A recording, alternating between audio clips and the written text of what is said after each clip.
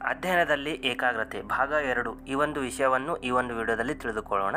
ಭಾಗ 1 ಇನ್ನೂ ಯಾರಾದರೂ ತಿಳಿದುಕೊಳ್ಳಬೇಕಾದರೆ ಭಾಗ 1 ವಿಡಿಯೋವನ್ನು ಸಂಪೂರ್ಣವಾಗಿ ನೋಡಿ, ತದನಂತರ ಭಾಗ 2 ಅಧ್ಯಯನದಲ್ಲಿ ಏಕಾಗ್ರತೆಯ ಒಂದು ವಿಡಿಯೋವನ್ನು ಮುಂದುವರಿಸಬಹುದು. ಮೊದಲನೇದಾಗಿ, ನಿಜಕ್ಕೂ ನಮ್ಮ ಮನಸ್ಸಿಗೆ ಪ್ರಚಂಡ ದೈತ್ಯ ಶಕ್ತಿಯೇ ಇದೆ. ಆದರೂ ಹಲವರು ಎಷ್ಟೋ ವೇಳೆ ಅಥವಾ ಜೀವನವಿಡೀ ದುರ್ಬಲರಂತೆ ಇರುತ್ತಾರೆ. ಇದಕ್ಕೆ ಅವರ ಮನಃಶಕ್ತಿಯ ನಾನಾ ರೀತಿಗಳಿಂದ ಹಂಚಿ ಹೋಗಿರುವುದೇ ಕಾರಣವಾಗಿದೆ. ಸೂರ್ಯಕಿರಣಗಳಿಗೆ ಸುಡುವ ಶಕ್ತಿ ಎಂಬ ಸತ್ಯ ಎಲ್ಲರಿಗೂ ತಿಳಿದಿಲ್ಲ. ಕಾರಣ ಅವು ಇಲ್ಲಿಯವರೆಗೆ ಎಲ್ಲಿಯೂ ಬೆಂಕಿ ಹೊತ್ತಿಸಿ ವಸ್ತುಗಳನ್ನು ಸುಡಲಿಲ್ಲವಲ್ಲ. ಆದರೆ ಅದೇ ಕಿರಣಗಳನ್ನು ಭೂತ ಕನ್ನಡಿಯ ಮೂಲಕ ಹಾಯಿಸಿ ಕಾಗದ ಮೇಲೆ ಬಿಟ್ಟಾಗ ಬೆಂಕಿ ಹೊತ್ತಿಕೊಳ್ಳುವುದು ಕಾಣುತ್ತದೆ. ಆ ಕಿರಣಗಳಿಗೆ ಈಗ ಎಲ್ಲಿಂದ ಬಂತು ಆ ಸುಡುವ ಶಕ್ತಿ? ಅವುಗಳನ್ನು ಏತಗೊಳಿಸಿದ್ರಿಂದ ಹಿಂದೆ ಅವು ಹರಡಿಕೊಂಡಿದ್ದವು. ಆದ್ದರಿಂದ ಶಾಖ ಮಾತ್ರ ಇತ್ತು. ಈಗ ಏಕತ್ರಗೊಂಡಾಗ ಧಗಧಗಿಸುವ ಅಗ್ನಿಯೇ ಉದ್ಭವಿಸಿತು. ಇದೇ ನಾವು ಗಮನಿಸಬೇಕಾದ ರಹಸ್ಯ. ನಮ್ಮ ಮನದಲ್ಲಿ ಸಹಜವಾಗಿಯೇ ಅಪಾರ ಶಕ್ತಿ ಇದೆ. ಆದರೆ ಅದು ಬೇಡವಾದ ಎಲ್ಲ ವಿಷಯಗಳಲ್ಲೂ ಹರಡಿಕೊಂಡುವುದರಿಂದ ನಮ್ಮಿಂದ ಸಾಮಾನ್ಯ ಕೆಲಸ ಕಾರ್ಯಗಳನ್ನು ಮಾಡಲು ಮಾತ್ರವೇ ಸಾಧ್ಯವಾಗುತ್ತದೆ. ಮಹತ್ ಕಾರ್ಯವನ್ನೇ ಸಾಧನೆ ಮಾಡಬೇಕಾದರೆ ಹರಡಿಕೊಂಡಿರುವ ಮನಃಶಕ್ತಿಯನ್ನು ಒಗ್ಗೂಡಿಸಬೇಕಾಗುತ್ತದೆ. ಮನಃಶಕ್ತಿಯನ್ನು ಒಗ್ಗೂಡಿಸಬೇಕಾದರೆ ನಮ್ಮ ಮನಸ್ಸು ಮತ್ತು ನಮ್ಮ ಅಧೀನದಲ್ಲಿರುತ್ತದೆ. ಕಂಡಂಗೆಲ್ಲ ಮದಗೆಟ್ಟು ಓಡುವ ಮನಸ್ಸು ನಮ್ಮದಲ್ಲ. ಇಂದ್ರಿಯಗಳ ಆಹ್ವಾನಕ್ಕೆ ಓಗೊಟ್ಟು ವಿಷಯ ವಸ್ತುಗಳಲ್ಲಿ ಮುಳುಗಿಸುವ ಮನಸ್ಸು ನಮ್ಮದಲ್ಲ. ನಮ್ಮದಲ್ಲರ ಮನಸ್ಸಿನಿಂದ ನಾವು ಏನು ತಾನೇ ಮಾಡಿಸಲು ಸಾಧ್ಯವಿಲ್ಲ. ಋಷಿಮುನಿಗಳು ಸತತ ಪ್ರಯತ್ನದಿಂದ ಮೊದಲು ಸಾಧಿಸಿದ್ದೇ ಮನಸ್ವಯವನ್ನು ಎಂದರೆ ತಮ್ಮ ಮನಸ್ಸನ್ನು ತಮ್ಮ ಹಿಡಿತಕ್ಕೆ ತಂದು ಬಳಿಕ ಆ ಮನಸ್ಸನ್ನು ಏಕಾಗ್ರತೆಗೊಳಿಸಿದಾಗ ಅದು ಸಕಲ ಯೋಗ ರಹಸ್ಯಗಳನ್ನೇ ಬಯಲಿಗೆಳಿಸಿತು. ದಿವ್ಯ ಜ್ಞಾನವನ್ನೇ ಪ್ರಾಪ್ತಿ ಮಾಡಿಕೊಟ್ಟಿತು. ಸ್ವಾಮಿ ವಿವೇಕಾನಂದರು ಹೇಳುವಂತೆ, ಏಕಾಗ್ರತೆಗೊಂಡ ಮನಸ್ಸು ನಮ್ಮ ಸರ್ಚಲೈಟ್ ದೂರದ ವಸ್ತುವನ್ನು ದಿಕ್ಕುಚರವಾಗಿ ಮಾಡುತ್ತದೆ. ಈಗ ಮನಸ್ಸು ಏಕಾಗ್ರತೆಗೊಳಿಸಬೇಕೆಂದೇ ಸರಿಯೇ, ಆದರೆ ಯಾವುದರ ಮೇಲೆ ಏಕಾಗ್ರತೆಗೊಳಿಸಬೇಕು? ಈ ಪ್ರಶ್ನೆಗೆ ಸರ್ವರು ಏಕಕಾಲದಲ್ಲಿ ಒಪ್ಪುವಂತಹ ಒಂದು ಉತ್ತರ ಕೊಡಲು ಬರುವಂತಿಲ್ಲ. ಏಕೆಂದರೆ ಮನಸ್ಸನ್ನು ಆತ್ಮಜ್ಯೋತಿಯ ಮೇಲೆ ಏಕಾಗ್ರಗೊಳಿಸಬೇಕು ಎಂದು ಹೇಳಿಬಿಟ್ಟರೆ ಸರ್ವರು ಯೋಗಿಗಳಾಗಲು ಹೊರಟಿಲ್ಲವಲ್ಲ. ಮನಸ್ಸನ್ನು ಭಗವಂತನ ಮೇಲೆ ಏಕಾಗ್ರತೆಗೊಳಿಸಲು ಎಂದು ಬಿಟ್ಟರೆ ಸರ್ವರು ಭಕ್ತರನ್ನವಲ್ಲ.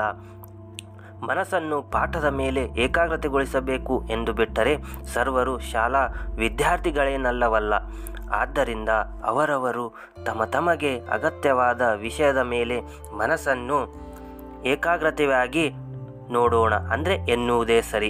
ಇಲ್ಲಿ ನಾವು ಕೆಲವೊಂದಿಷ್ಟು ವಿದ್ಯಾರ್ಥಿಗಳು ತಮ್ಮ ಪಠ್ಯ ವಿಷಯದ ಮೇಲೆ ಮನಸ್ಸನ್ನು ಏಕಾಗ್ರತೆಗೊಳಿಸಬೇಕಾದರೆ ಕೆಲವೊಂದಿಷ್ಟು ವಿಷಯಗಳನ್ನು ಈ ಒಂದು ವಿಡಿಯೋದಲ್ಲಿ ತಿಳಿದುಕೊಳ್ಳೋಣ. ಮುಖ್ಯವಾಗಿ ವಿದ್ಯಾರ್ಥಿಗಳಿಗಾಗಿ ಒಂದು ಬರೆದ ಪುಸ್ತಕ ನೋಡಬೇಕಾದರೆ, ಯೋಗಿಗೆ ಧ್ಯಾನಕ್ಕೆ ಕುಳಿತುಕೊಳ್ಳಲು ಒಂದು ಮೆತ್ತನೆಯ ಆಸನವಿರುವ ಬೇಕಾದಂತೆ ವಿದ್ಯಾರ್ಥಿಗಳಿಗೆ ತಮ್ಮ ಪುಸ್ತಕವನ್ನಿಟ್ಟುಕೊಂಡು ಆರಾಮವಾಗಿ ಓದಲು ಅನುಕೂಲಿಸುವಂತೆ ಮೇಜು ಕುರ್ಚಿ ಇರಬೇಕು. ವಿದ್ಯಾರ್ಥಿಯು ಹೆಚ್ಚು ಕಡಿಮೆ ಒಬ್ಬ ಯೋಗಿಯಂತೆಯೇ. ಸಹಸ್ರಾರು ಬಡ ವಿದ್ಯಾರ್ಥಿಗಳು ಈ ಮೇಜು ಕುರ್ಚಿಗಲ್ಲಿಗೆ ಹೋಗಬೇಕು ಎಂಬ ಪ್ರಶ್ನೆಯನ್ನು ಇಲ್ಲಿ ಕೇಳಬಾರದು. ಸರ್ ಎಂ ವಿಶ್ವೇಶ್ವರಯ್ಯನವರು ವಿದ್ಯಾರ್ಥಿಯಾಗಿದ್ದಾಗ ಅವರು ಗೆಲ್ಲಿದ್ದು ಮೇಜು ಕುರ್ಚಿ. ಬೀದಿಯ ಬೆಳಕಿನಲ್ಲಿ ಓದಿಯೇ ಅವರು ವಿಶ್ವವಿಖ್ಯಾತರಾಗಲಿಲ್ಲವೇ ಎಂಬ ವಾದವನ್ನು ಇಲ್ಲಿ ತರಬಾರದು. ಏಕೆಂದರೆ ಬೀದಿಯ ಬೆಳಕಿನಲ್ಲಿ ಓದಿದವರೆಲ್ಲರೂ ವಿಶ್ವೇಶ್ವರಯ್ಯ ಆಗಲಾರರು. ಈ ವಿಚಾರ ಹಾಗಿರಲಿ. ಮೇಜು ಕುರ್ಚಿಯ ಅನುಕೂಲತೆ ಇಲ್ಲದವರು ಒಂದು ಸರಿಯಾದ ಡೆಸ್ಕನ್ನಾದರೂ ಇಟ್ಟುಕೊಳ್ಳಬೇಕು. ಎರಡನೇದಾಗಿ, ಓದಲು ಅಥವಾ ಬರೆಯಲು ಕುಳಿತಾಗ ಶರೀರ ತುಂಬ ಅಲುಗಾಡದೆ ಸ್ಥಿರವಾಗಿರುವಂತೆ ನೋಡಿಕೊಳ್ಳಬೇಕು. ಹೆಚ್ಚಿನ ವಿದ್ಯಾರ್ಥಿಗಳು ಬಗೆಯ ವಿಚಿತ್ರ ಭಾವಭಂಗಿಗಳಲ್ಲಿ ಕುಳಿತು ಓದುವುದು ಕಂಡುಬರುತ್ತದೆ. ಏನೋ ಮಹಾ ಆಲೋಚಿಸುವಂತೆ ಕಣ್ಣುಗಳು ಅತ್ತಿತ್ತ ಚಲಿಸುತ್ತಾ ಪೆನ್ನನ್ನು ಪೆನ್ಸಿಲನ್ನು ಬಾಯಿಗಿಟ್ಟುಕೊಂಡು ಕಚ್ಚುತ್ತಾ ಓದುವವರು ಉಂಟು. ಇನ್ನು ಏನೇನೋ ವಿನ್ಯಾಸಗಳನ್ನೆಲ್ಲ ಇವೆ. ಇವೆಲ್ಲವೂ ಏಕಾಗ್ರತೆಯ ಮೂಲಕ ಪಾತ್ರೆ ಅಲುಗಾಡಿಸುತ್ತಿದ್ದರೆ ಅದರಲ್ಲಿಯ ನೀರು ಅಲುಗಾಡುವಂತೆ. ಶರೀರ ವಿವಿಧ ಚಲನವಲನಗಳನ್ನು ಮಾಡುತ್ತಿದ್ದರೆ ಮನಸ್ಸು ಚಂಚಲವಾಗುತ್ತದೆ. ಆದ್ದರಿಂದ ಗಂಭೀರವಾಗಿ ಸರಿಯಾಗಿ ಕ್ರಮದಲ್ಲಿ ಕುಳಿತು ಓದಲು ಅಥವಾ ಬರೆಯಲು ತೊಡಗಬೇಕಾಗುವುದು ಪ್ರಮುಖ ಅಂಶ. ಮೂರನೆಯದಾಗಿ ನೋಡಬೇಕಾದರೆ ಒಂದು ಸಲಕ್ಕೆ ಒಂದು ವಿಷಯವನ್ನು ಮಾತ್ರ ಅಧ್ಯಯನಕ್ಕೆ ತೆಗೆದುಕೊಳ್ಳಬೇಕು ಎಂಬುದನ್ನು ಪ್ರತ್ಯೇಕವಾಗಿ ಹೇಳಬೇಕಾಗಿಲ್ಲ. ಏಕೆಂದರೆ ಒಂದು ವಿಷಯವನ್ನು ಅಧ್ಯಯನ ಮಾಡಲು ಕುಳಿತರೆ ಕನಿಷ್ಠ ಪಕ್ಷ 1 ಗಂಟೆಯ ಕಾಲವಾದರೂ ಮನಸ್ಸು ಅದರಲ್ಲೇ ತನ್ಮಯವಾಗಿಡುವಂತೆ ನೋಡಿಕೊಳ್ಳಬೇಕು. ಪುಸ್ತಕವನ್ನು ಸುಮ್ಮನೆ ಓದಿಕೊಂಡು ಹೋದರೆ ಅಧ್ಯಯನ ಮಾಡಿದಂತಾಗುವುದಿಲ್ಲ. ಪುಸ್ತಕವನ್ನು ಸುಮ್ಮನೆ ಓದಿಕೊಂಡು ಹೋಗುವುದಕ್ಕೂ ಅಧ್ಯಯನ ಮಾಡುವುದಕ್ಕೂ ಬಹಳ ವ್ಯತ್ಯಾಸವಿದೆ ಎಂಬುದನ್ನು ನಾವು ಅರಿತುಕೊಳ್ಳಬೇಕು. ಆದರೆ ಏಕಾಗ್ರತೆ ಮಾತ್ರ ಇವೆರಡಕ್ಕೂ ಸಮಾನವಾಗಿ ಅಗತ್ಯವಿರುವ ಅಂಶವೆನ್ನಿ. ಪುಸ್ತಕವನ್ನು ಸುಮ್ಮನೆ ಓದಿಕೊಂಡು ಹೋದಾಗ ಅದರ ಅಭಿಪ್ರಾಯವೇನೆಂದು ತಿಳಿಯುತ್ತದೆ ಅಷ್ಟೇ. ಆದರೆ ಅದನ್ನೇ ಅಧ್ಯಯನ ಮಾಡಿದಾಗ ನಮ್ಮ ಮನಸ್ಸು ಅದರಲ್ಲಿ ವಿವರಿಸಲಾದ ಒಂದು ವಿಷಯದ ಆಳಕ್ಕೆ ನೋಡಬೇಕಾದರೆ, ಅಲ್ಲಿ ನಾವು ವಿಷಯವನ್ನು ತಿಳಿದುಕೊಳ್ಳಬೇಕಾದರೆ ಅಂತರಾರ್ಥವನ್ನು ಅರಿಯುತ್ತದೆ. ಇದರಿಂದಾಗಿ ಅಂದು ಮಾಡಿದ ಅಧ್ಯಯನದ ವಿಷಯ ನಮ್ಮ ಸ್ವಾಧೀನಕ್ಕೆ ಬರುತ್ತದೆ ಮತ್ತು ಇದು ಮುಂದಿನ ವಿಷಯದ ಅಧ್ಯಯನಕ್ಕೆ ನೇರವಾಗುತ್ತದೆ. 4ನೇದಾಗಿ, ಒಮ್ಮೆ ಅಧ್ಯಯನಕ್ಕೆ ಕುಳಿತುಕೊಂಡರೆ 1 ಗಂಟೆಯ ಕಾಲ ಅದರಲ್ಲೇ ತೊಡಗಬೇಕು ಎಂಬುದರಲ್ಲಿ ಇಲ್ಲಿ ವಿಶೇಷವಾಗಿ ಗಮನಿಸಬೇಕು. ಮನಸ್ಸು ಒಂದು ವಿಷಯವನ್ನು ಏಕಾಏಕಿ ಗ್ರಹಿಸಲು ಸಿದ್ಧವಿರುವುದಿಲ್ಲ. ಅಧ್ಯಯನಕ್ಕೆ ಕುಳಿತುಕೊಳ್ಳುವ ಮೊದಲು ನಾವು ಯಾವ ಕಾರ್ಯ ಮಾಡುತ್ತಿದ್ದೇವೋ ಅಥವಾ ಯಾವ ಮಾತನಾಡುತ್ತಿದ್ದೇವೋ ಅಥವಾ ಇನ್ಯಾವ ವಿಷಯವನ್ನು ಚಿಂತಿಸುತ್ತಿದ್ದೇವೋ ಆ ವಿಷಯ ನಮ್ಮ ಮನಸ್ಸಿನಲ್ಲಿ ಇನ್ನೂ ಸುಳಿದಾಡುತ್ತಿರುತ್ತದೆ.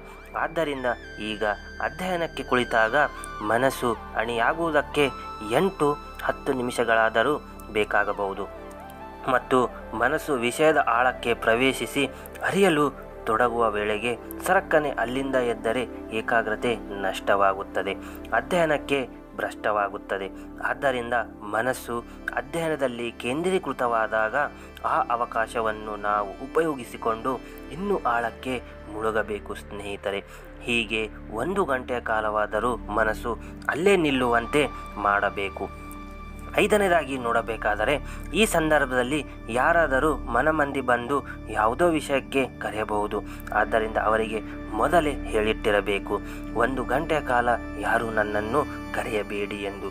ಏಕೆಂದರೆ ಯಾರಾದರೂ ಬಂದು ಕರೆದಾದರೆ ಎಂಬ ನಿರೀಕ್ಷೆ ಮನದಲ್ಲಿ ಕಿಂಚಿತ್ತೂ ಇದ್ದರೂ ಕೂಡ ಏಕಾಗ್ರತೆಯಿಂದ ಅಧ್ಯಯನ ಮಾಡಲು ಸಾಧ್ಯವಾಗುವುದಿಲ್ಲ ಸ್ನೇಹಿತರೆ.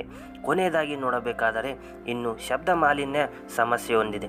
ಹಳ್ಳಿಗಳಲ್ಲಿ ಮೊದಲಾದ ಒಂದು ಪ್ರಶಾಂತ ವಾತಾವರಣದಲ್ಲಿರುವ ವಿದ್ಯಾರ್ಥಿಗಳು ಈ ವಿಷಯದಲ್ಲಿ ಭಾಗ್ಯವಂತರು.